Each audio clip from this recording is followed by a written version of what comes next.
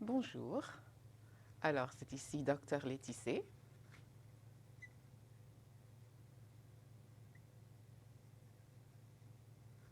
Dans ce chapitre, nous étudions les pronoms objets directs. Alors,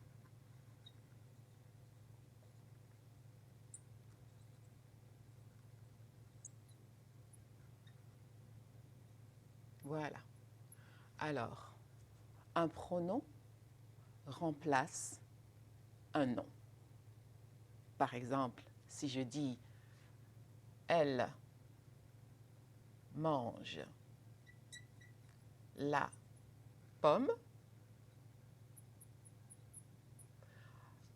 comment trouver l'objet direct? On pose la question quoi ou la question qui. Elle mange quoi? Elle mange la pomme. Ça, c'est l'objet direct. Cet objet direct est féminin, n'est-ce pas? On dit la pomme, c'est féminin. Donc, pour remplacer l'objet direct, je vais utiliser un pronom objet direct. Alors, exemple, elle mange la pomme, elle la mange. Alors, là, c'est un objet direct. C'est différent de là, ici. Là, ici, c'est un article. Hein? C'est un article. C'est différent. Là, ici, c'est un objet, un pronom objet. Un pronom objet remplace un objet. Un article accompagne un nom. La pomme, c'est un article défini. Là. Vous vous rappelez, vous avez la, le et les. Ce sont les objets, les articles définis. On retrouve les mêmes mots pour les pronoms objets. Nous allons étudier ça dans quelques instants.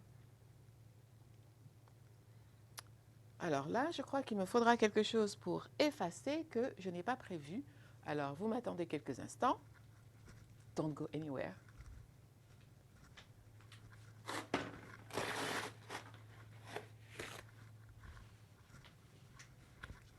Tada! Alors, je vais effacer ça.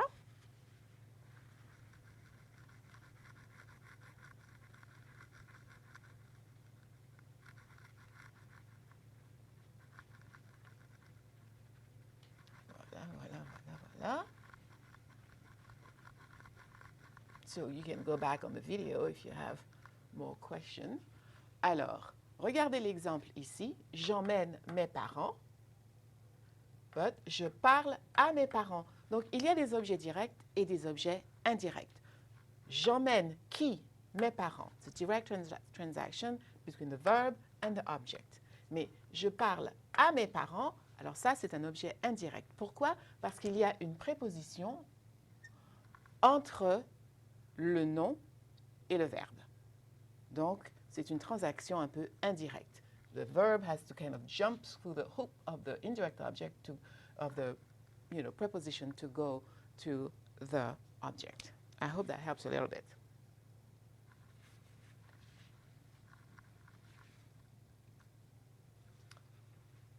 Alors, vous pouvez utiliser un pronom complément d'objet direct pour remplacer un complément d'objet direct. That's the same example that I told you earlier with la pomme, okay?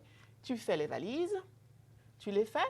So it's really you're using this because you don't want to repeat something you already say. You don't want to say, oh, are you packing your suitcases? Oh, you packing your suitcases? So instead of like repeating suitcases, you're just going to replace them with what we call a pronoun. The pronoun is pronoun. It replaces a noun. Make sense? Voilà.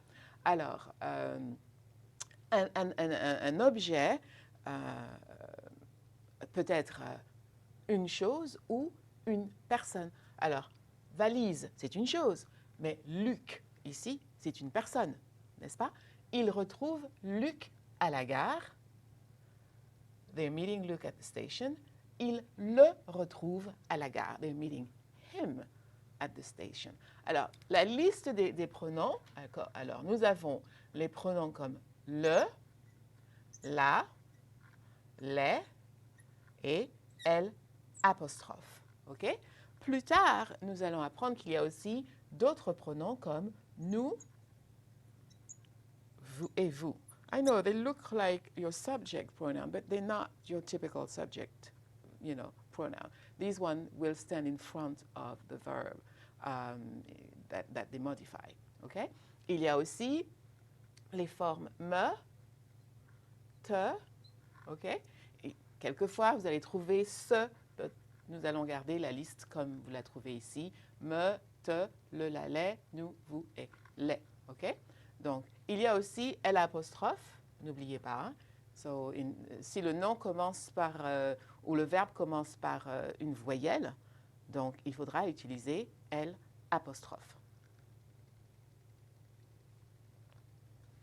Alors, des exemples, vous allez placer les pronoms d'objet direct devant le verbe conjugué. La place du pronom, c'est devant le verbe conjugué.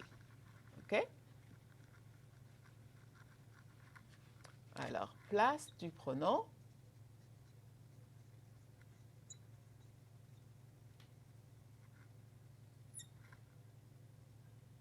Si vous avez un verbe conjugué, donc un verbe au présent ou un verbe au passé composé, à l'imparfait, n'importe quel temps, la place du pronom, c'est devant le verbe conjugué. Alors, vous voyez ici, les langues, Laurent et Xavier les étudient. Étudie, c'est le verbe conjugué. Donc, le pronom est devant le verbe conjugué. Les étudiants vous ont entendu. The students heard you. Donc, nous avons un passé composé. Le pronom objet se tient devant l'auxiliaire. I will put au passé composé.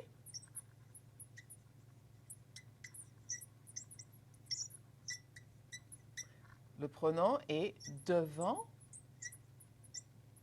l'auxiliaire. Very sorry about this squeaky sound. I don't have any control over that. Devant l'auxiliaire. Remember, the auxiliaire or auxiliary, they're usually être. I'm trying to find the angle that is less squeakable. Ou avoir. That's much better. OK? Donc, comme vous voyez ici, les étudiants vous ont entendu. Alors, ici, nous avons le verbe avoir. C'est le passé composé conjugué avec avoir. Donc, l'objet pronom, ou le pronom objet, est situé devant le verbe avoir. Ça, c'est pour le passé composé. Okay? Donc, quand un verbe, I'm going to say devant le verbe conjugué au temps simple. Let's add that. Simple tense. Like le présent, le futur. Okay? L'imparfait. Let me see if I can put that. Présent, futur simple, hein? Which we haven't really studied so far, et l'imparfait. L'imparfait. So, in front of these tenses, you're going to put the pronoun right in front of them. Mais quand nous avons un temps composé, hein, en principe, il sera au passé composé devant l'auxiliaire, mais quand vous avez le futur immédiat, okay, par exemple, au futur, let's see, which one is not squiggle? Futur immédiat. Remember that future that you studied in French 1? The one that we have to use, the infinitive of the verb. Donc, au futur immédiat, si par exemple je dis je vais manger la pomme. Let's see, can you see that? Oui. Je vais manger la pomme. So, la réponse pour ça, je vais la manger. Alors, vous voyez ici, le pronom objet est devant l'infinitif. Infinitif.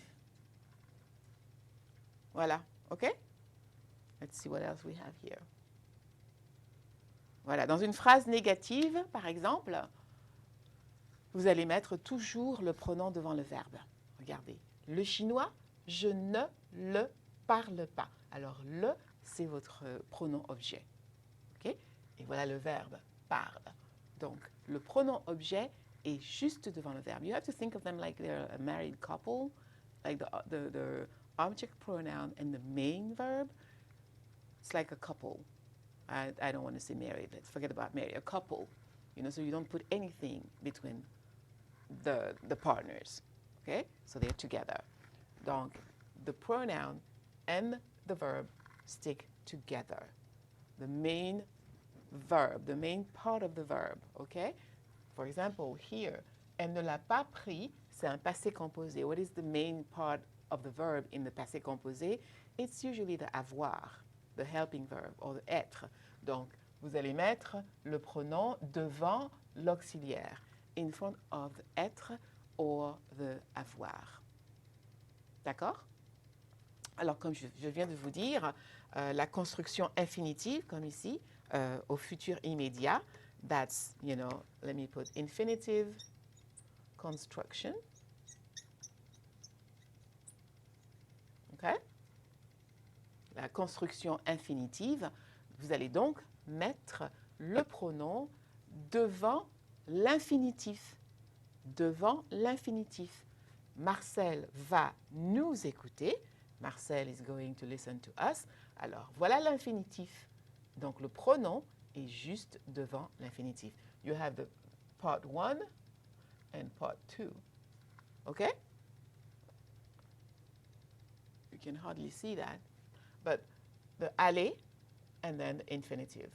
You put the pronoun in front of the infinitive. Tu ne préfères pas la porter demain? Don't you prefer to wear it tomorrow? So, porter, ici, c'est l'infinitif, donc le pronom la est devant l'infinitif. Does that make sense? Vous comprenez? J'espère. I hope. Okay? So, in other words, I think, let's see, what else could we add to this?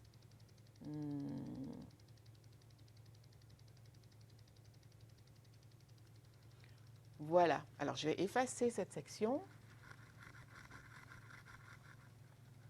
You really need to pay close attention to what tense you are using when you're using your object pronouns. Is it the present tense? Then that's a simple tense.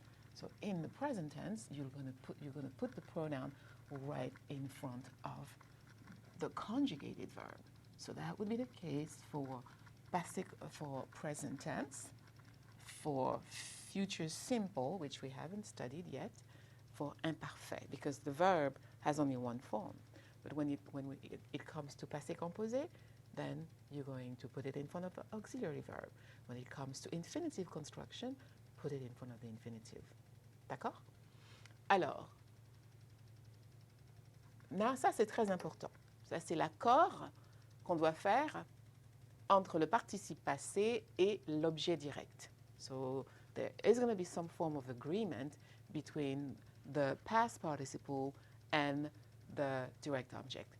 Quand le pronom d'objet direct est utilisé au passé composé, le participe passé doit s'accorder avec lui en genre et en nombre. What does that mean, en genre et en nombre? Genre, gender, nombre, number. Gender, masculin, féminin. Number, is it one? Is it many? Is it two? That would be the plural, n'est-ce pas? Regardez les exemples. J'ai mis la valise dans la voiture ce matin. OK? J'ai mis la valise, c'est féminin. Je l'ai mise dans la voiture ce matin. I put it. Okay, even if it's a thing. Things have gender. It's French, that's the way it is. So a suitcase is feminine. You need to know that. You're saying la valise. On dit la valise, n'est-ce pas? Donc, je l'ai mise dans la voiture ce matin. J'ai attendu les filles à la gare. Les filles, c'est pluriel, n'est-ce pas? Je les ai attendues à la gare. OK? Exemple, il Il mange. I always use like food stuff. I guess I just love to eat. Il mange les pommes. Do I love apples? I don't know. This is like this original sin thing. Alors, regardez. Nous avons les pommes. C'est pluriel. OK? Je vais mettre cette phrase au passé composé. Passé composé, le verbe manger, c'est un verbe qui se conjugue avec avoir. Donc, ils ont mangé les pommes. OK? Ils ont mangé les pommes, passé composé ici, et toujours les pommes au pluriel. Je vais transformer cette phrase. Let me put it into like a question mark, like using my intonation as a question way. Ils ont mangé les pommes? Réponse, oui. Ils, sujet, les, well, actually, je vais mettre comme ça. Ils les ont mangé. Alors, voilà ce qui va se passer. Regardez bien, OK? Ici, ils ont mangé quoi? Ils ont mangé les pommes. You see how les pommes, the direct object, is after the verb? Ils ont mangé quoi? They ate what? The apples. Apples is after the verb. Dans ce cas-là, ils ont mangé. Ils ont mangé quoi? There is nothing here. Ils ont mangé quoi? Les. Alors, les remplace les pommes, n'est-ce pas? Pommes, c'est féminin pluriel. Donc, dans cette situation, je vais mettre féminin pluriel. Ils les ont mangés. Les ici remplace les pommes. Does that make sense? Ils ont mangé quoi? Les. They ate what? Them apples. Does that make sense? Is that helpful? J'espère que ça vous aide. OK? Alors, regardez encore. J'ai attendu les filles à la gare. I waited for the girls at the station. OK? Je les ai attendus à la gare. I waited for them at the station. Alors, le verbe attendu ici, c'est féminin pluriel. Ici, il n'y avait pas d'accord. So, quand le pronom ou quand l'objet est après le verbe, which is the case when it is a noun, it comes after the verb, il n'y a pas d'accord. Mais quand le pronom est un objet, l'objet est devant le verbe, donc le participe passé s'accorde. That's when they agree together. Facile, n'est-ce pas? Très facile. OK? Dans les questions avec quel au passé composé, le participe passé doit s'accorder en genre et en nombre avec quel pluriel au masculin, pluriel au féminin, pluriel.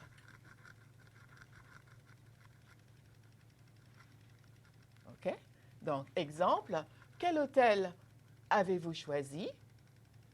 OK? Ici, c'est masculin singulier. OK? Quel pays as-tu visité? Pays, c'est pluriel. OK? Donc, visiter s'accorde avec quel pays? C'est pluriel. Quelle plage as-tu préféré? Préféré s'accorde avec quel? OK? Féminin singulier. Quelle valise as-tu apporté? Féminin singulier. Donc, j'espère que vous avez bien compris l'usage des pronoms au passé composé, l'accord des pronoms au passé composé. N'hésitez pas à me contacter si vous avez des questions. Bonne chance, étudiez bien. Au revoir.